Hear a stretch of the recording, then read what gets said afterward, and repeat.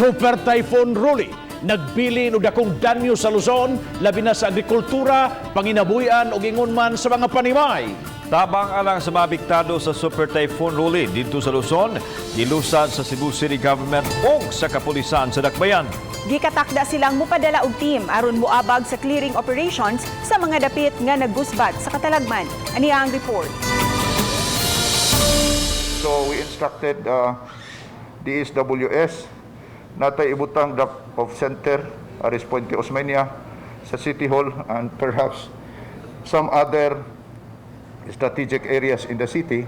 Magbutang og Relief Operation Center ang Cebu City Government nga maoy mo facilitate sa mga hinabang alang sa mga nabiktima sa bagyong Rolly sa Bicol Region ilabi na sa Catanduanes nga grabing naapektuhan. Giklaro sa mayor nga dili mohatag og financial assistance ang syudad ngadto sa mga LGU nga apektado apan mohatag og bugas, sudan ug ubang mga basic needs.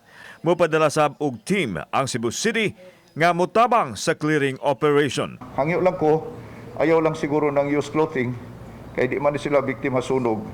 Ang importante siguro, kung makahatag-tag mga canned goods or whatever, bottled water, galoons, basta naatay mahatag sa atong mga kaigsuunan karon nga nabiktima.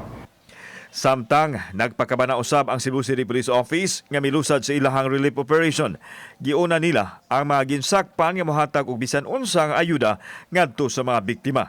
Ato ipakita nga ato ang pagka-Pilipino pinagi sa pagtabang aning mga naapektuhan sa bagyong Rolly dito sa Bicol.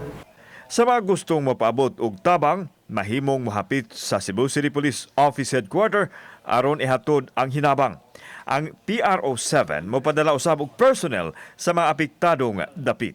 Kung kinsa ang ilahang mga first ang ilahang mga personnel, and then kung kinsa sa ilahang mga mapangayuag hinabang dunay malumo nga kasing-kasing lumulupyo sa Cebu City nga makahatag o maka-donate og mga relief goods. The regional office will be sending 100 personnel to Region 5 for that purpose.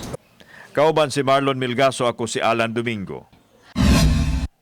Balitang Bisdak.